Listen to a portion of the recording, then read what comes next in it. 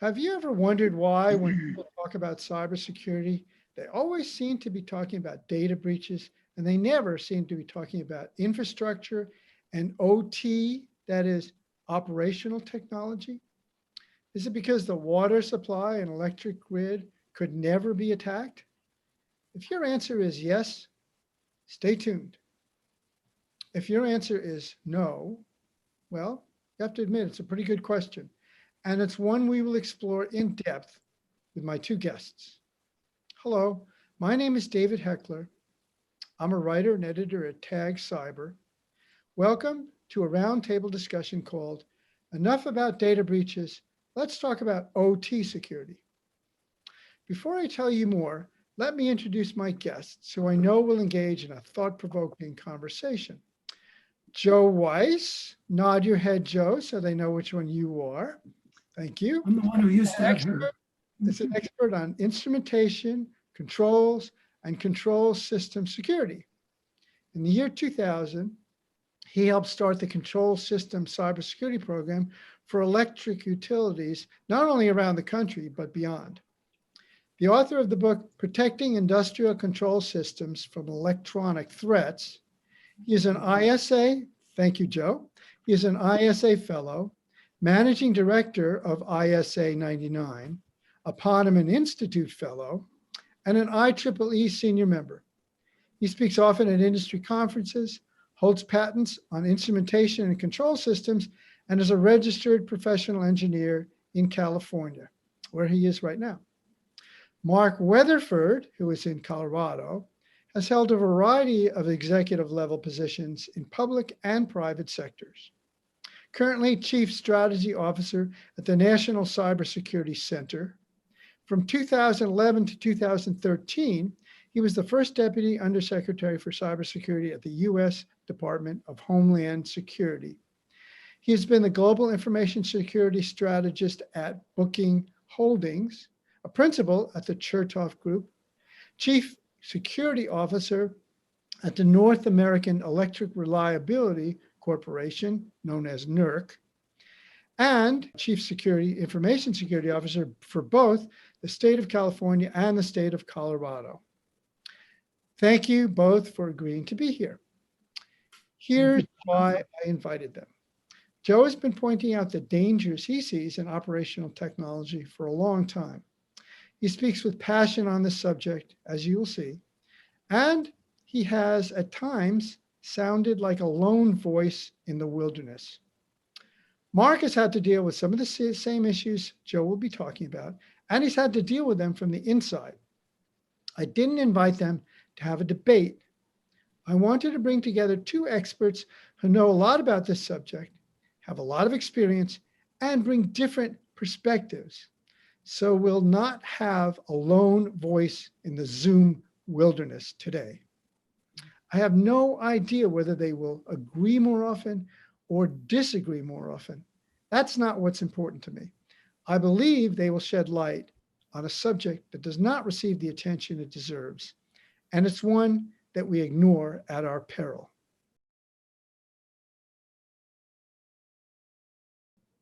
Joe, let me start with you.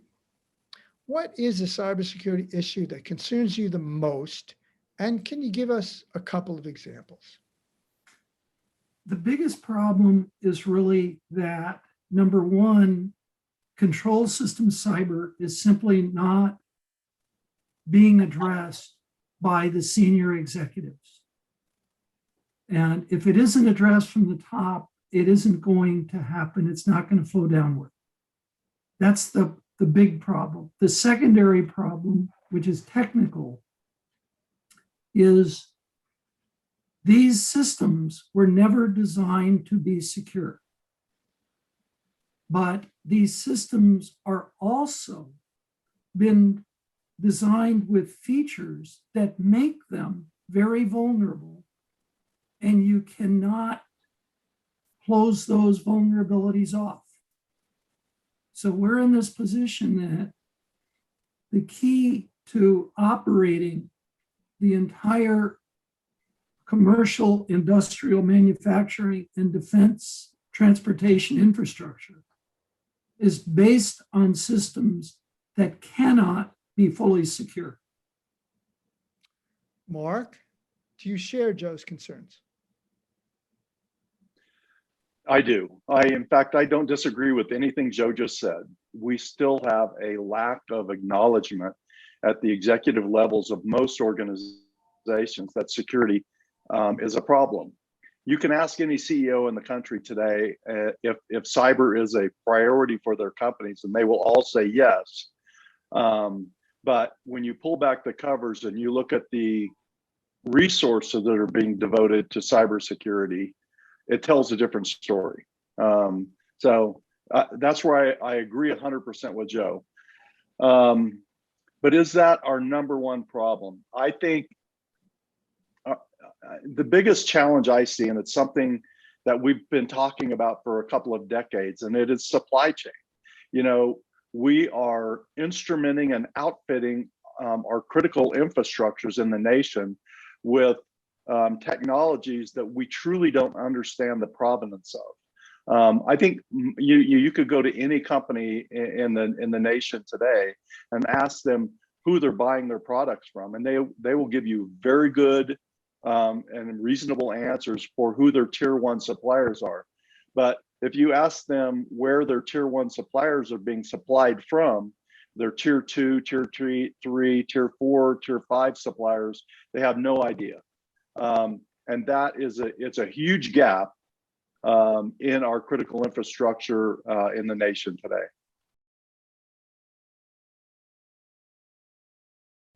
Mark, as you understand Joe's views in general, because you two are well acquainted, are there subjects on which you part company? You know, Joe is not wrong in most of the things that he's talking about. I think I approach them from from an operational or more pragmatic perspective that some of the things that Joe is a proponent of, I have to figure out as an operator and as a leader in an organization, how would I implement that? How would I buy that? How would I resource that? And I think that's the gap between Joe and me. And there are very few people that would disagree with Joe from a technology perspective, because he is light years smarter than I will ever be on the technology. But I have to implement solutions as an operator. And I think sometimes there is a gap between what is a great idea and what is an implementable idea. Joe, before I ask you to respond to Mark, tell me, are there some common responses you hear when you present your views at conferences or through the media or on your blogs? Okay, number one, most of what I have to talk about that is dealing with the vulnerabilities at the lowest level, the sensors, the actuators, drives, is new to most people. And that includes the engineers. Part of what's happened is cyber, when you use the word cyber, it's taken on a life of its own to mean networks. And so part of the issue, and this goes to where Mark was talking from, is there are two worlds that are coming together here. One is the operational world, the people responsible for pumps, valves, relays, this operational equipment. But in general, they have been kept out of cybersecurity. And even more, they often don't even believe it's their problem.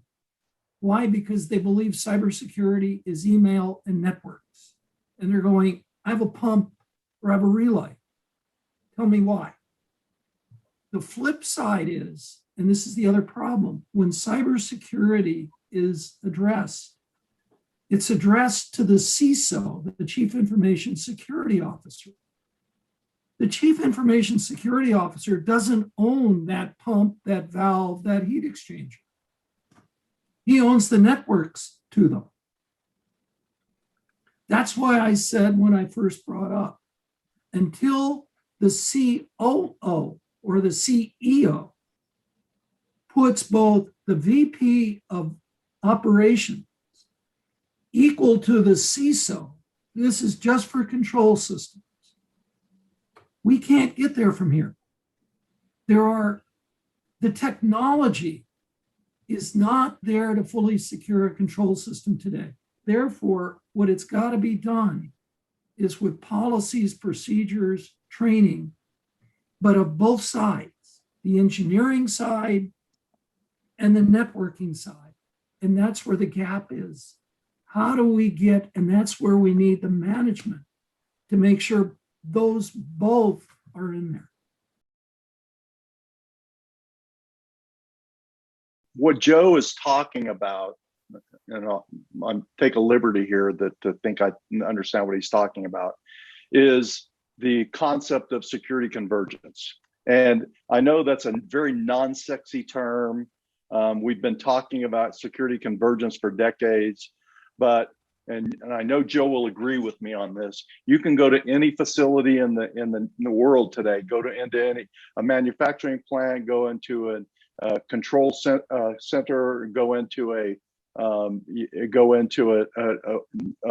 oil company, and there are very distinct lines between the OT teams and the IT teams and even the physical security teams. And that made sense 20 or 30 years ago. It does not make sense in 2021. The mythology of an air gap system does not exist any longer. And so, this goes back to Joe's very first point. CEOs have not made some really hard decisions to say, wait a minute, we need to have one security team with multiple disciplines within that security team, because there's such a gap in the communications between these different groups within a company today that oftentimes, and I can tell you, when I was at NERC, two things. When I was at NERC, we would often find out about events that happened out in the field, that something happened at a substation, but the company knew that an event happened, but they didn't know if they should send a guy with a gun or a guy with a laptop, because they knew that there had been some kind of event, but they didn't know the right kind of person to send. And because the physical security teams and the OT teams and the IT teams weren't communicating, there was no way for them to know what people to get out there to respond to these. So, Mark, you agree that IT vulnerabilities garner much more attention than OT vulnerabilities, and is there a good reason why that should be? Well, no, there's no good reason, but I can give you the reason, and that is that IT is much more prevalent. I mean, everyone understands what IT is. The OT community is much smaller. And as Joe said, it's just been in the past decade or so that people even understood what Modbus protocol was even about. And even today, you go to an IT person and you can start talking about some of the protocols and some of the technologies, and IT people won't even know what you're talking about.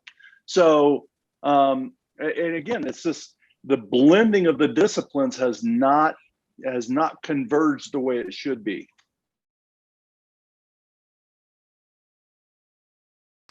I think at this stage, it's going to be important to ask Joe to give us some examples of OT attacks or OT incidents that they probably have heard about, or that you consider to be incidents that they may think of differently. Well, let me start off by explaining what I consider to be a cyber incident, because there's a lot of misconception about what's going on. In the IT world, the de facto definition is you're connected to the internet, you're running Windows, and somebody is trying to intentionally steal or manipulate your data. And it's just de facto, it's malicious.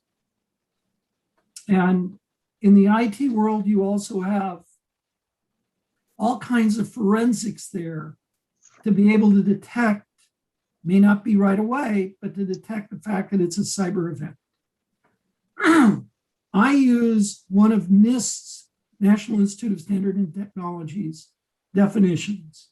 They've got a bunch, but there's one that I use particularly.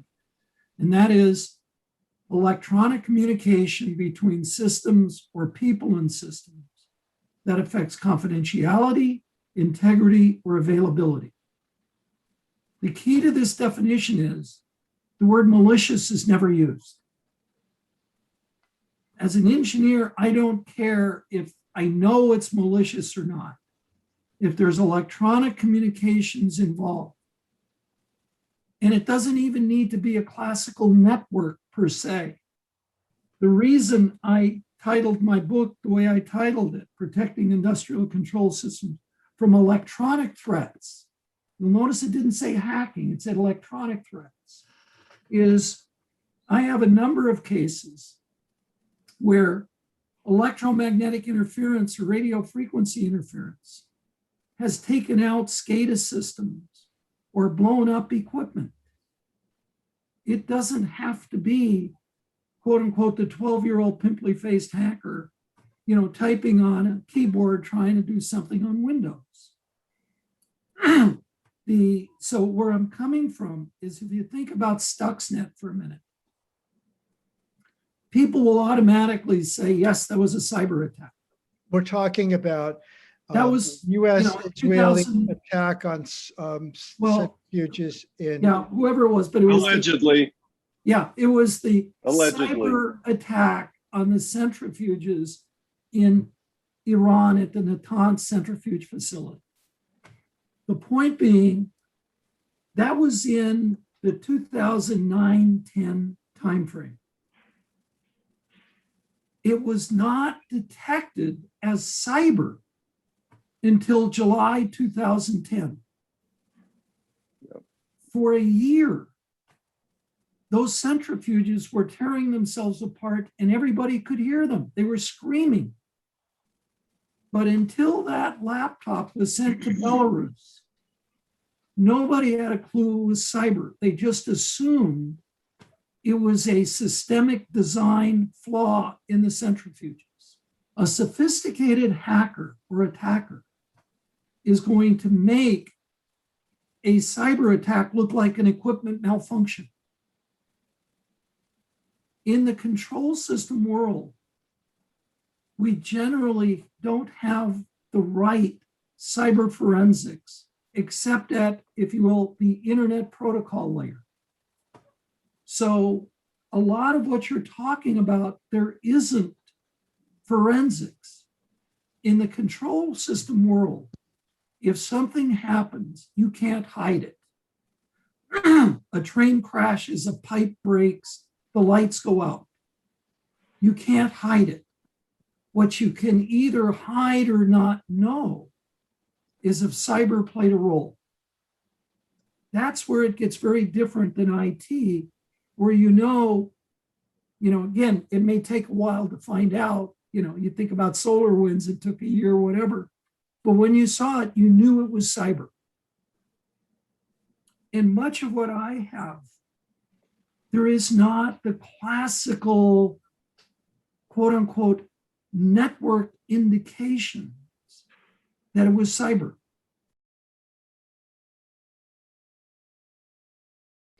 Mark, from your perspective as someone who's been inside the government, can you talk a little bit about who investigates the kinds of OT cases that we're talking about, and how often they become public information, and why we don't hear about some of them, at least some of them? Well, I think it depends on the vertical of the critical infrastructure. Certainly, in the electricity industry, which I'm most familiar with, Department of Energy and NERC coordinate on those events. I've been out so long I can't remember the name of the report. Joe knows what it is. DOE requires utilities to file a report anytime there's a cyber event. So, you know, I would say, you know, whether you think that the critical infrastructure protection standards for the electricity industry are good or bad, I don't think that anyone would argue that the electricity industry isn't better off today than they were before the SIP standards. The problem is the electricity industry is the only of the 16 critical infrastructures that has any kind of federally mandated security standards, cybersecurity standards. So that's a problem from a to your point, a reporting perspective. You know, in many cases, companies are not required to report cybersecurity incidents. You know, that's one of the things in the current executive order that President Biden is considering right now, is to require certain industries that that service or supply the federal government to have mandatory reporting requirements after a security incident. So why doesn't it happen more often? Well, I think it's obvious. You know, I mean, one, bad publicity is not good for a public company.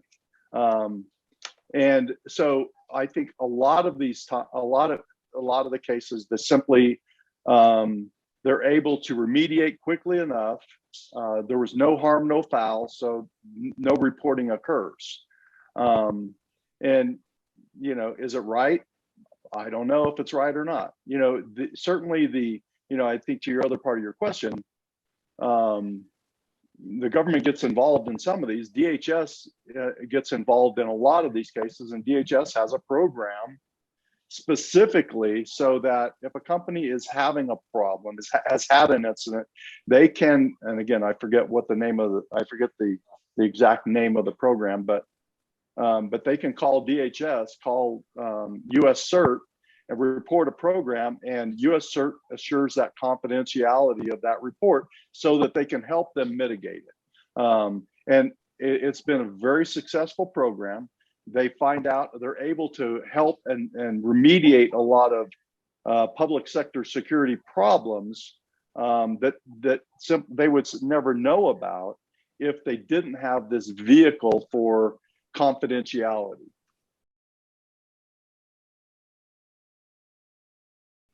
I'd like to mention one thing.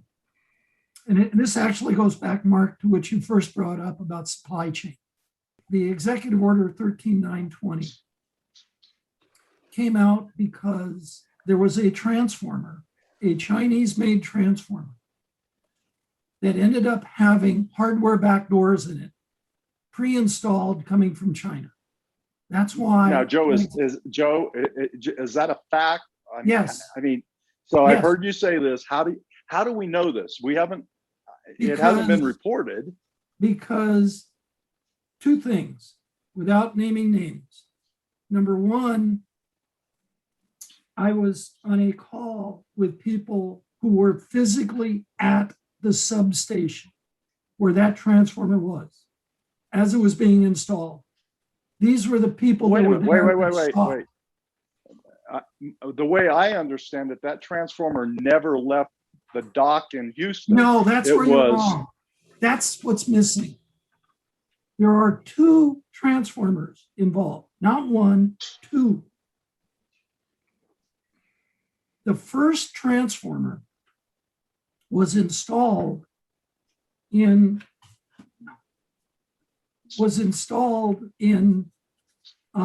the WAPA's Alt substation, Mark, not far from you, outside of Denver.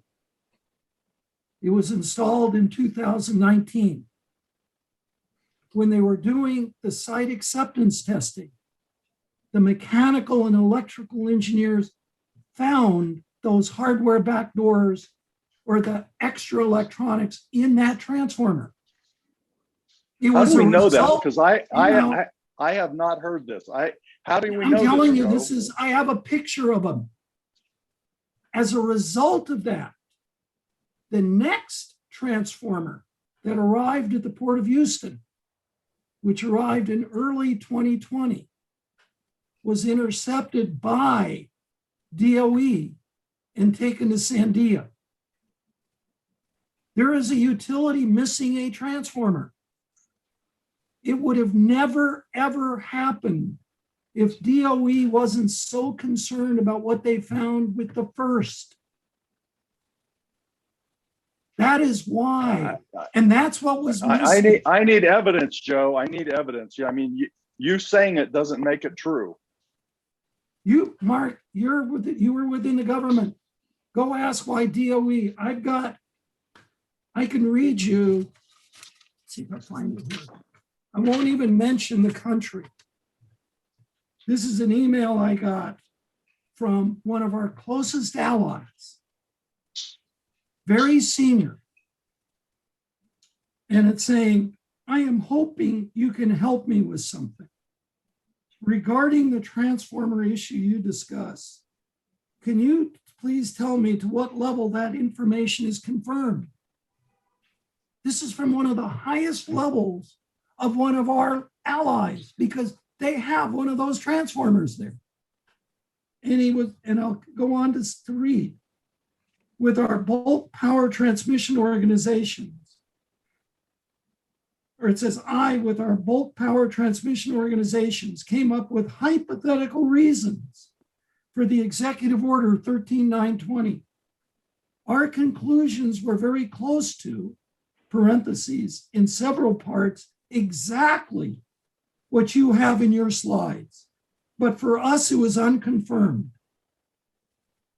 Did you go through a similar process to us, i.e. brainstorming why such an order would exist? Or are you at the, quote, knowing stage rather than the concluding stage? Isn't that interesting? This is one of our closest allies. Well, I think you just confirmed my point, Joe, and that is, if they don't know, we don't know, maybe there's nothing to know. I mean, we have a utility missing a transformer. Mark, that has never, ever, ever happened. You don't buy a transformer like this without an absolute need to have it installed. Understand. It's going to take them another year to get another transformer. Now, I want to bring up one other point.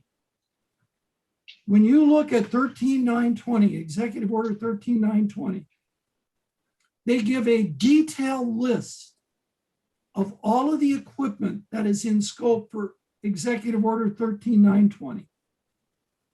Every single item in that executive order is out of scope for NERC SIP. Every single thing in NERC SIP and in the supply chain is out of scope for the executive order. We have a problem here. This is a real, honest hardware implant. There are over 200 large Chinese electric transformers in our electric grids today. We have no idea how many of them have these hardware backdoors. Well, I mean, I would, my response to that really quickly, Joe, is that if in fact there is a problem with the transformer that's been sitting at Sandia for the past year, we could make an assumption that those other 200 transformers have been investigated. And so I want to qualify everything that I've said here. I don't disagree that this could not happen. In fact, this is that supply chain issue we've been talking about.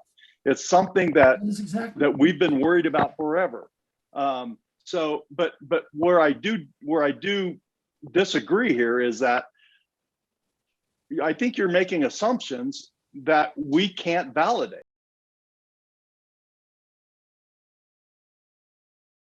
Mark, do you think there should be reporting requirements for all kinds of cybersecurity events in OT systems that are not now required? Are there other things that could, look, we're talking about why our country doesn't have, a focus on this. If we were in Ukraine and the power had gone off and everybody had experienced that, if something like that had ever happened in our country, I don't think we'd be having this conversation. No one would wish that. I'm not sure I agree with, I'm not sure I agree with you, because I think we've proven over and over to ourselves that we're not smart enough to learn from our mistakes. But yes, I do think we need to have more reporting requirements for all critical infrastructures, things that the society depends on for safety and security should have a higher level of oversight by the government. And I don't say that lightly, but we have seen over and over again that companies do not prioritize security when it comes down to, is it security or revenue? They almost 100% default to revenue and not security. And so the reporting requirements, can you spell them out? And should they, when the infrastructure companies report incidents, however that's defined, should those reports be then public information, or should these be confidential? I have a little problem with public reporting. Listen, there are all kinds of unintended consequences for reporting, and one of the things, and I don't say this lightly, and I think it's often used as an excuse that if we publicly report it, then the bad guys will know where the vulnerability was and they'll be able to do more of the bad stuff. But there's some legitimacy to that statement. So I think, maybe within boundaries of reporting, one of the things that we've been trying to do for a long time is get people, a handful, certain number of people within certain critical infrastructures to have security clearance so they could be briefed on some of these things.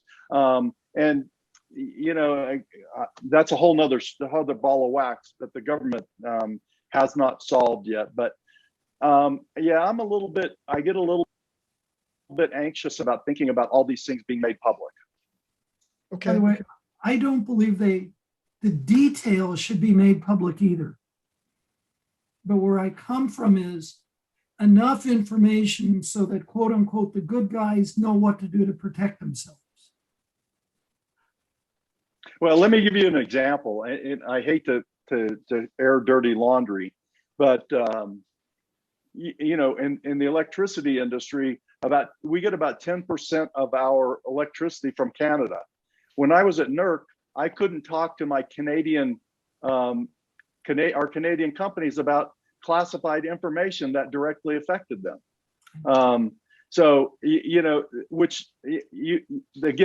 That's the absurdity of the classified conversations that happen. It was, by the way, it was the same thing with Aurora. Aurora was classified as for official use only, which meant that the people in the field who didn't have clearances couldn't know what to do. And it's just, and that was even after it was on CNN, for crying out loud. I know that. I know.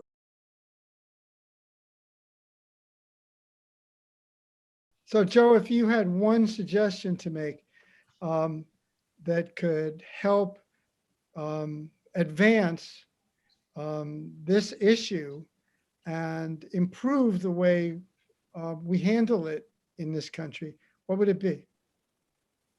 You set up a system like was set up in the UK, where the government kind of takes a back seat and it gets the industry or those involved together and they share the information. It works. When I held my conference, I no longer have it. I sold it in 15. It was the only conference anywhere where people who actually had their control systems impacted by cyber would speak. Who was it? It was the engineers. Because they wanted to know, has anybody else seen the same thing they had? When I came, I had spent 15 years at EPRI. When I was there, the whole point was the information sharing. Yep. Cyber, in the term cyber, has caused more grief than you can shake a stick at. Well, the NCFTA in Pittsburgh and CISA, the Cybersecurity and Infrastructure Security Agency in DC, are supposed to be doing. I have heard lots of good things about the NCFTA, and I know that CISA has been trying to provide those kinds of services and have worked hard to facilitate communications. On the other hand, the Solarium Commission wanted to pour a lot more money into CISA to help the cause. Do you think those two organizations can make a difference if they're given more power, more resources? Not at the end. Not at the end. Again, I'm only looking at incidents, not looking at vulnerabilities. And I even had this in the book. If the government is directly involved, industry is not going to share real incident information. Yeah. Good, bad, or indifferent, they don't trust that that information will stay there. Part of what I'm saying is the government needs to provide the, if you will, the wherewithal to allow people to share the information. The engineers want to, this is what we've, the security people don't like it because the engineers want to talk. They want to share the information. And it's this catch-22. How do you share, but how much do you share? And to whom do you share? It is. You're exactly right. Exactly right, Joe.